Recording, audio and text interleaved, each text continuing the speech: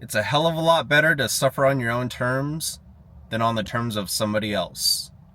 And what I mean by that is that when you make a mistake, regardless of what you do, how you do it, at least you could see it for what it is within yourself and say, damn, I messed up.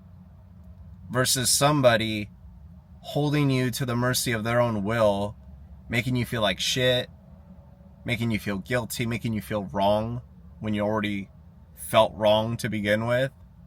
That is not a good feeling to have. And I'm going to share what has been working for me as far as fortifying my mind to be able to withstand this situation that you may possibly be finding yourself in as well. Now, if you're watching this, maybe you're already living in your car, maybe you're thinking about it, or maybe life just feels like it's stuck. This is what I've learned so far living on four wheels and the mindset that has come with it through time and transformation. Something that I wish I understood more years back versus now is that what you're going through right now is not a prison sentence. It's not a punishment. You're not wrong. You're not evil. You're not bad.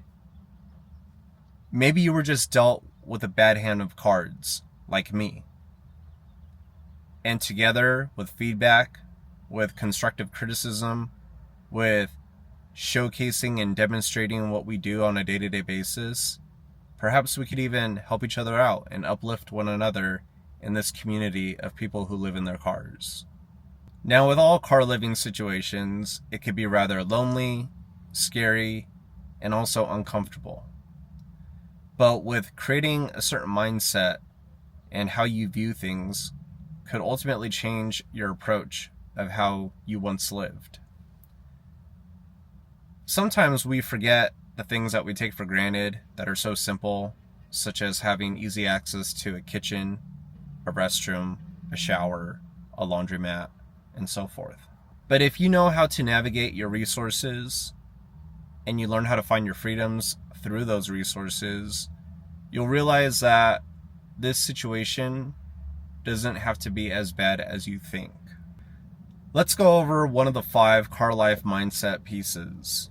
The first one is going to be acceptance over shame. You have to realize and understand that you're not a failure. You just have limited resources. And through training, through navigating this temporary life, hoping that it's temporary, you're going to be able to even surprise your own damn self, just like how I once surprised my own damn self. Now, the second one is adaptability. Things change. The weather, parking scenarios, your day-to-day life. You just have to go with the flow. And with that, learn how to control and bend that flow to your will.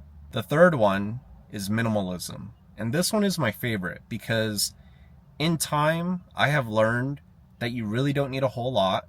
You can learn how to cycle and rotate things, like using a storage unit, using an office space if you work a full-time job and you have access to a little corner or a little section where you could, set a box or a duffel bag full of clothing. That way you don't have to haul a lot of stuff while you're on the road or living in your car. The fourth one is self-reliance, meaning you are your own hero. You are going to be the one who saves yourself, and you are going to be the one who's going to really have to channel what it means to have autonomy over oneself.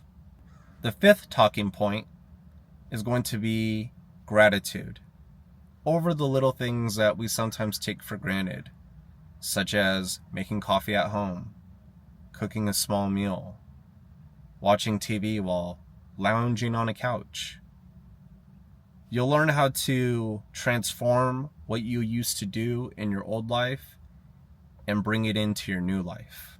Now, when it comes to the daily grind of things, what is most being performed are the habits of what we do. And sometimes it's very easy to already get into almost having emotional resistance of a situation because we feel like we're almost giving up everything that we once did. But you just have to learn to understand that what you did before, you may not be able to do it again in the same way coming into 2025. When I think back even in the last 10 years, the stuff that I did then compared to now has definitely changed. And it really comes down to what are you willing to live with and what are you willing to live without. And yes, that may mean having to sacrifice some things, but in all good things come sacrifices. Now, with daily habits, it's going to be very important to do things that are going to keep you grounded and not to sound woo-woo in the whole, mental and emotional state of being, but you have to do things that's going to keep your sanity leveled, right? You need to go to the gym still. Don't sleep on that. Go to libraries, find community, connection, groups of people that you can immerse yourself with, so that way it doesn't feel so lonely when you come into your car laying your head to rest at night. You'll also want to learn, or not learn, you'll also want to remain being inspired.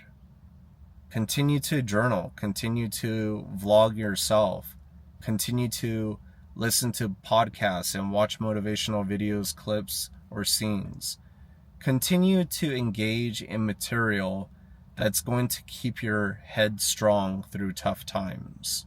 Now, this last point here is having focus and having determination and having discipline. But that all only happens if you have a real clear goal of what it is that you're wanting to do. Even people who already have a pretty cush living situation don't even have a day-to-day goal. They just live, exist, and be. And that's fine when you don't have anything to worry about, but in these circumstances, you do. Your survival. That's going to be the most important thing to be concerned about. Now let's talk about some tough truths here. Some nights you will question everything. You will wonder, why the hell are you even here? Why do you even exist? And that's where some people can begin to have an existential crisis. But if you just remind yourself of not only who you are or where you came from, but where do you want to be, that will then recenter your focus into your goals of what you are trying to achieve. And yes, there will be times where you'll have to be your own therapist, your own counselor, even your own hype man.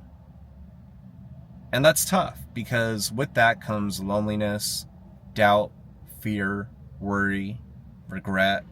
A lot of negative emotions can enter into that space into your head, and it can then throw you off track.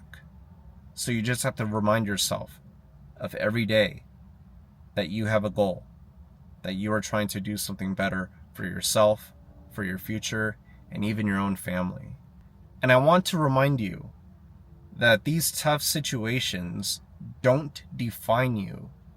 They actually teach you and they remind you of what you need to do better, so that way you don't ever fall back on track of what you're doing here today in the present moment, but what you see yourself doing in your future. Now, aside from working full-time hours and trying to pay bills, there are some sweet freedoms that come with not having a place to be. You have more beyond than flexibility. You have the time and opportunity to save money, to catch up on some bills, whether it be medical or some kind of debt. And you can pivot yourself to then go into a different direction than you thought you were once in before. There are a lot of people who even live in a full-on house, apartment, studio, or what have you, and they feel stuck every day, day in and day out, because they are living more paycheck to paycheck than you would be. At least in a scenario like this, especially if your car is already paid off, you don't have to worry about a car note, you don't have to worry about rent. That could easily range between $1,000 to even $2,000 monthly. And before you know it, you'll have $24K in the bank, and you'll be able to make some good power moves at the end of the year. Not saying that you have to do this for a whole year. Maybe you're only needing to do it for 3 months to save up $6,000. That's going to be $6,000 that you didn't have. Now, if you're in this situation, or maybe if you feel like you're one paycheck away or 2 paychecks away from being in this situation, I want to remind you that you are not alone. You'll be very surprised, especially if you're someone who has the courage enough to get on camera, to post and share your story, that you'll have people who are complete strangers be more supportive than your friends and family that are in your actual real everyday life. I have experienced that firsthand, and it's a very supernatural, odd feeling at first, but then you'll be able to just feel the abundance of the environment, of yourself, of the universe if you think that far deep into it. And then you'll realize that you do have the power to do the things that you need to do.